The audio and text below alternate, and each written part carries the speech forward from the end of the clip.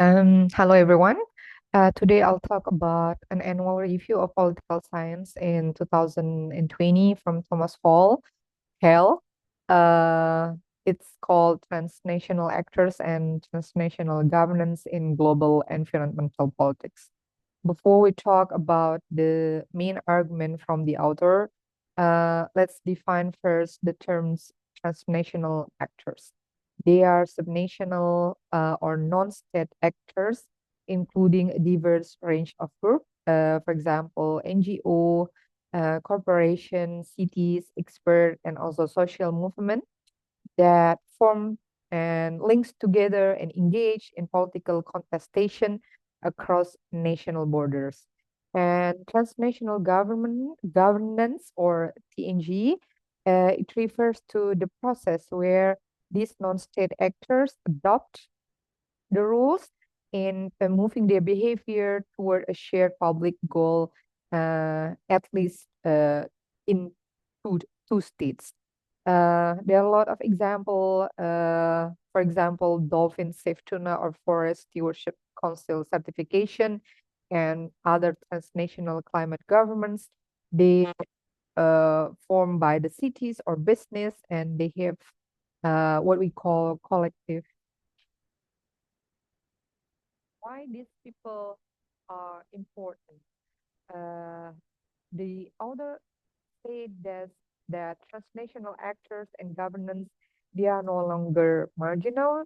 They are now form what we call, they are the core elements of global environment politics, together with intergovernmental diplomacy and also institution. And the prominence of transnationalism in environmental politics um, meet make together what we call as intermestic, that it's the nature of environmental issue which uh, manifest or link across local, transborder, and also global scales.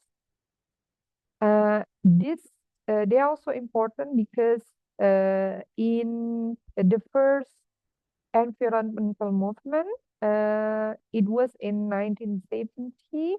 Uh, it is the first Earth Day, and they made a slogan what they called, or what we know as think globally or act locally. And this global or has important transnational elements from its message. And functionally, TNA and TNG, they emerge because of state-based regulation alone. They cannot working alone, or it's insufficient working alone for tackling transnational environmental issues, climate change, such as the race to the bottom under globalization, or they have challenged by managing problem that cross border.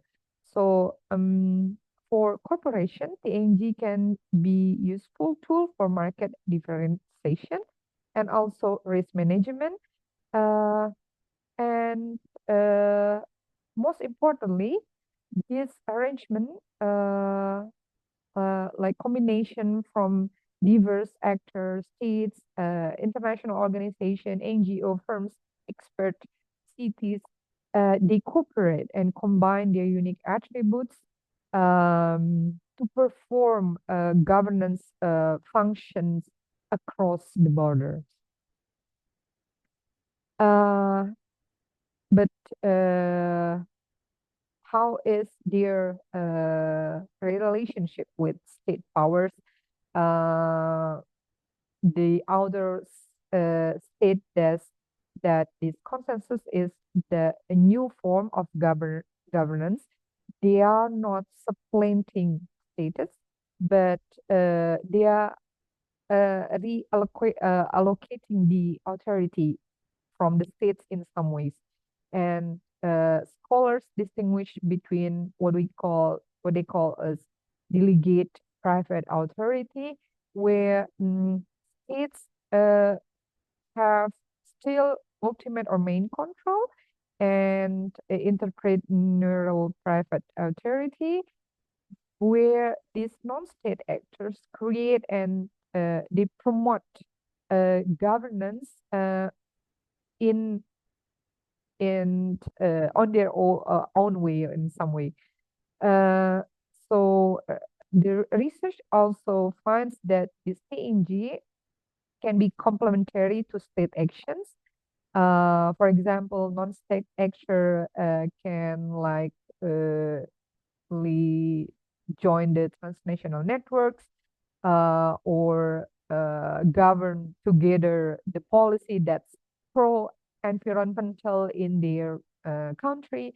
However, the author also said that CNG can also act as substitute that can fill the governance gaps when their response are inadequate. For example, a clear example is um, we saw a lot of increasing action, transnational climate action, when U.S. withdrew from the Paris Agreement, and these uh, states and intergovernment organization, they actively seek to create and shape what through orchestration. They're using non-state actors or this non-state actor like business or NGO. Actually, the main idea is to help to tackle this problem that they cannot fully address alone. This uh, merging of intergovernmental and transnational governance together, uh, the scholars describe it as a hybrid multilateralism, multilateralism, where the state and non-state actor have a significant and often also formalized role together. For example, the UNFCCC's approach post-Paris, we see how the state and non-state actors can work together. This rise new dynamics and challenge where multi-actor landscape uh, has led what the scholars said as polycentricity. It is a concept which numerous actors address problems at various scales, and they are also challenged what they call as regime complexity or fragmentation. It is about the proliferation or overlapping institution roles and actors, which can lead to coordination challenge or conflict. For example, environmental issue are especially prone to this complexity. Um, However, this transnational linkage also raise a debate again. What the main concern is how is the legitimacy, the accountability, and the representation within this pluralistic governance landscape. So this is the main challenge and the main argument that the authors state. The legitimacy is how these private actors can make rules, and how is the transparency, how is the process of this multi-stakeholder, uh, and maybe how is the monitoring the goals together. So this is can be also rise imbalance or conflicts between the states or and the transnational actors. However, the author said that transnational actors and governance is a central or key feature in modern global, especially in environmental politics. They has emerged from a specific historical condition, and they now interact very active with state-based system, and creating what we call as uh, hybridizations. But at the end, there are key questions that we can discuss. For example, will this trend of integration into formal regime can continue, and how it can deepen? When yes, how resilient this form can be in era of increasing geopolitical tension and nationalism. Will it uh, hybridization offer maybe alternative pathway for cooperation, or it can be the space for its strength? Most importantly, environmental issue like climate change, uh, will it move from low to high politics that can cause conflict or triggering security concern?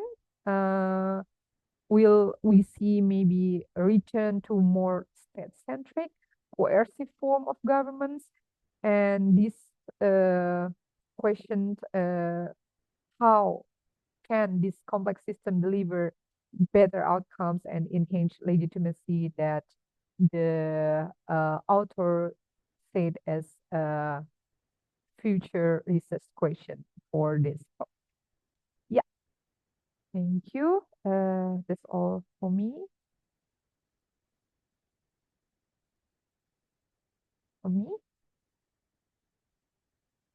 Mm,